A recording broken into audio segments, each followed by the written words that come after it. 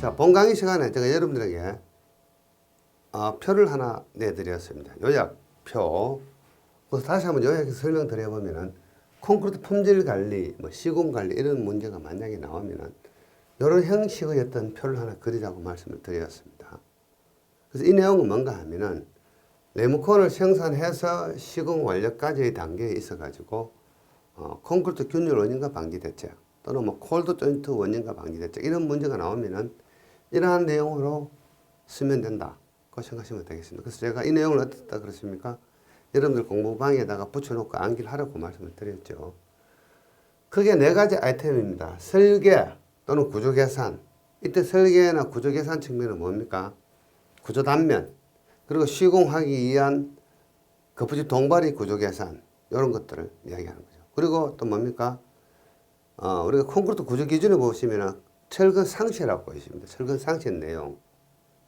그리고 네모콘 공장에서 네모콘을 생산을 하죠. 그때 우리가 해야 될 행위가 뭡니까? 네모콘의 대부분의 공장 현황도 점검을 해야 되지만은 배합에 대한 어떤 검사를 해야 된다. 그 생각하시면 되겠습니다. 자, 그래서 네모콘이 생산되어 가지고 현장에 운반했을 때 받아들이기 검사를 합니다. 수익 검사라고 이야기하죠. 수익 검사는 몇 가지가 있다고 말씀드렸습니까? 운반 검사가 있고 내구성 검사가 있다. 그러고 나서 현장에서 시공을 한다. 이렇게 말씀을 드렸죠. 그래서 이런 어떤 간단한 어떤 플로어를 여러분들 답안지 쓰실 때 활용하시면 좋겠죠. 그날 시험장에서 출제 지문을 보고 분량 조정을 하시면 되겠죠. 영어 설명인 경우 또는 2, 3, 4교시 논술인 경우. 자, 그래서 이 도표를 제가 좀 차근차근히 한번 다시 상세하게 설명을 드려보겠습니다. 제가 편의상 좀 앉아서 하겠습니다. 제가 컴퓨터 작동을 좀 해야 되기 때문에 그렇습니다. 자, 그래서 여기 보시면은 제일 중간에는 여기에 뭔가 하면은 콘크리트 품질 관리, 시공 관리 측면의 이야기다. 이렇게 생각하시면 되겠습니다. 그리고 제일 먼저 우리가 생각해야 될 부분들이 여기 있는 설계, 검토 또는 구조 계산 이렇게 생각하시면 되겠죠. 그래서 이걸 한번 살펴보면은 자, 이 구조 계산에서는 어떻습니까? 구조 단면 이야기. 어떤 구조물에 대한 단면이 있죠. 그 다음에 철근에 대한 상세. 요거는 콘크리트 구조 기준을 따라갑니다. 그 다음에 거푸집 동발에 대한 구조 계산이 있겠죠. 자, 그러면은 철근 상세는 나중에 우리가 상세 공부를 하셔야 되겠지만은 크게 보시면은 요렇게 먼저 철근을 가공을 합니다. 가공을 하고 그 다음에 철근의 어떤 그 배치 간격, 배치 관계, 그 다음에 최소 피복 두께, 덮개라고 이야기하죠. 그 다음에 이음 이야기. 요 이음은 어떻습니까? 영어 설명 문제가 잘 나오죠. 그래서 여러분들 콘크리트 구조 기준에 있는 요 이음에 대한 내용을 서브노트 하셔야 됩니다. 그 다음에 피복 두께 또는 덮개라고 이야기. 요거 잘 나오고요. 그럼 표준 갈고리, 구부리기 요 내용도 문제가 아주 잘 나오는 내용이다. 이렇게 생각하시면 되겠습니다. 자, 그래서 우리가 제일 먼저 도면을 보고 이러한 설계 단면을 잘 보셔야 되겠죠.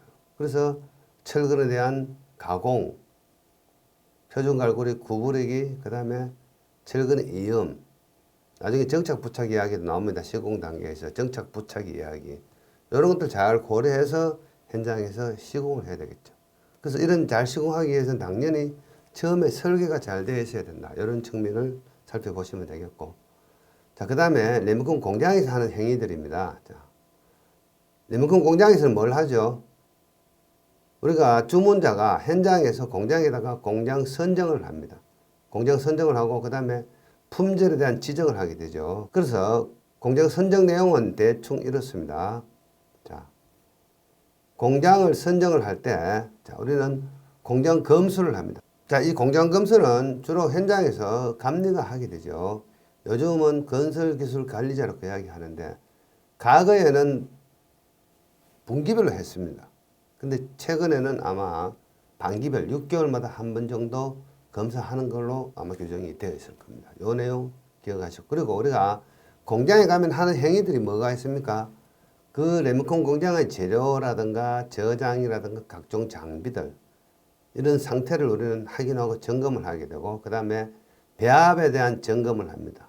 배합 설계하고 배합의 강도, 배합의 강도가 시방 기준에 만족하는지 하지 않는지를 확인을 하게 되고, 그 다음에 계량 장치라든가 비비기 하는 어떤 장치. 자, 계량 장치는 뭡니까?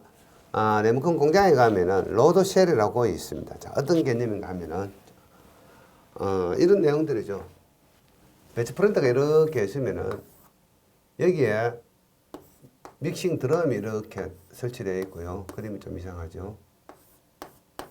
이 상부에 보시면은 이 드럼에 투입할 각종 골재들이 이렇게 있는 빈이 있습니다. 빈. 빈 하부에 로드 쉘이라고 있습니다. 로드 쉘. 계량 장치죠. 그래서 이 로드 쉘은 어떤 법적인 기준에 따라 가지고 캐리브레이션을 하게 됩니다. 캐리브레이션. 캐리브레이션이라는 이야기는 이 계량 장치의 어떤 로드 쉘의 어떤 계량하는 값이 정밀한지 하지 않는지를 확인을 하는 거죠. 그래서 이렇게 철물로 된 계량추가 있습니다. 예를 들어서 이게 뭐 1kg짜리다, 뭐 5kg짜리다 이렇게 해서 이것을 여기에다가 이렇게 장착을 해서 얹어가지고 이 로드쉘에서 읽어지는 값들이, 이 로드쉘 읽은 값은 어디에 있겠습니까? 리모컨 공장의 조종실에 오퍼레이터실에 가보면은 이 계량치가 나타납니다. 그래서 이것을 전부 확인해서 정상적인 어떤 계량이 이루어지는지를 확인하는 것을 우리는 캐리브레이션이라고 이야기합니다. 그래서 이러한 캐리브레이션을 하고 또는 이 캐리브레이션 결과치를 우리는 공장에 가서 확인을 하게 되겠죠. 자, 그래서 그러한 내용들로 구성이 되어 있다. 생각하시면 되겠습니다. 공장 선정 내용. 그래서 공장 검수 가면은 그런 것들을 확인을 하게 되고, 그 다음에 자재 품질 관리 상태. 자재 품질 관리라는 이야기는 뭡니까? 자재는 골재, 시멘트, 혼화재료, 물, 이것들이 케이스 규정과 시방 규정대로 관리가 잘 되고 있는지를 확인해야 된다. 그 다음에 제조 품질 관리. 리모컨을 생산해서부터 시험 과정까지 모든 과정이 제 규정에 만족하는지를 현장에 가서 공장에 가서 확인을 해야 된다는 이야기죠. 그리고 나서 이제 주문을 하겠죠. 품질을 지정을 합니다. 그래서 리모컨의 종류를 지정합니다. 그래서 우리가 케이스에서 정해진 리모컨은 크게 네 가지입니다. 보통, 경량, 포장, 고강도, 콘크리트 네 개가 있고, 그 다음에 이 주문을 할 때 이 품질에 대한 규격을 주문을 합니다. 그래서 굵은 골재 최대 치수, 예를 들어서 뭐 25mm다. 자, 슬럼프는 어떻습니까? 120mm. 요즘은 밀리미터 단위로 하죠. 과거에는 센티미터 단위로 했습니다. 그 다음에 호칭 강도, 뭐 21메가파스칼이다, 뭐 이런 거 주문을 하게 되겠죠. 그래서 이렇게 해서 이제 품질이 지정이 되었습니다. 리모컨 공장에 가서 품질이 모두 이제 지정이 되고, 그 다음에 받아들이기 검사를 하게 됩니다. 자, 받아들이기 검사하는 내용은 개략적으로 보면은 운반 검사와 내구성 검사 이렇게 크게 나누어집니다. 자, 받아들이기 검사는 운반 검사하고 내구성 검사가 있다. 그다음 운반 검사 항목으로는 자, 리모컨을 공장에서 현장까지 운반하기 위해서는 그게 그 설비라든가 인원, 여기서 말하는 설비는 뭐가 있겠습니까? 자, 리모컨 트럭, 에지테이터 트럭을 이야기하는 거고, 포장 콘크리트인 경우에는 덤프 트럭으로 운반할 수도 있습니다. 자, 댐 등에서는 뭐라 하죠?